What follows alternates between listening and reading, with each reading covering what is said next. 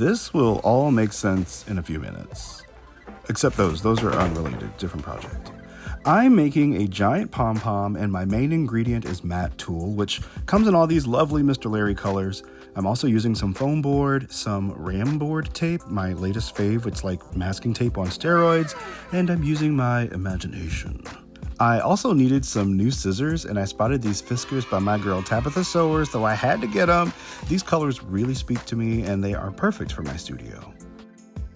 I also grabbed some yarn, and I don't know why I chose Red Heart Super Saver. This stuff feels like shit. I start by taping 2 of my boards together so I can make one very large board. This is going to be my pom-pom frame.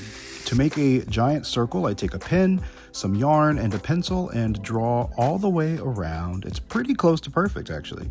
And after I carefully cut away the excess with my X-Acto knife, I repeat the same technique to make a smaller circle right in the center. We'll cut this one out and repeat everything we did to make a second board. I also reinforced one side with some excess foam pieces. This is going to help with the next step. I'm taking about 6 feet of yarn and doubling it over for strength, and I'm going to load this into the central area of the pom-pom frame and lightly tape it in place around the ring. I want to be able to pull the yarn away later, but I just need to hold it in place for now. Lastly, I'm going to pre-tie this knot and tack my pull strings into place as well.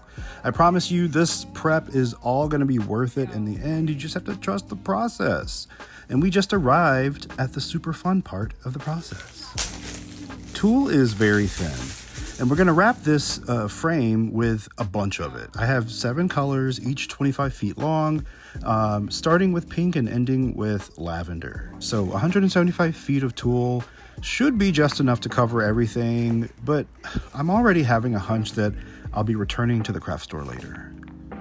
Wrapping begins pretty slowly, but it does eventually speed up as you go.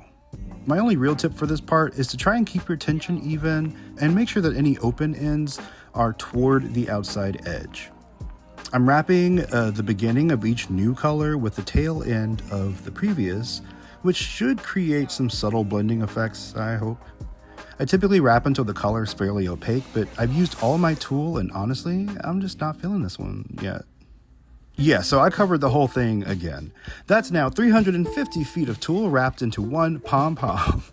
I'm using a Lazy Susan for the next part because hindsight is 2020.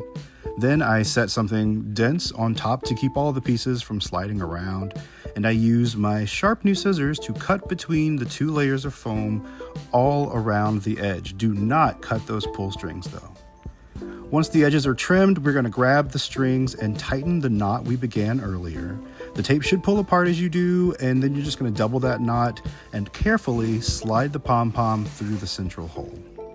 Give it a good shake and a trim if you need to, but that pom-pom is pomming.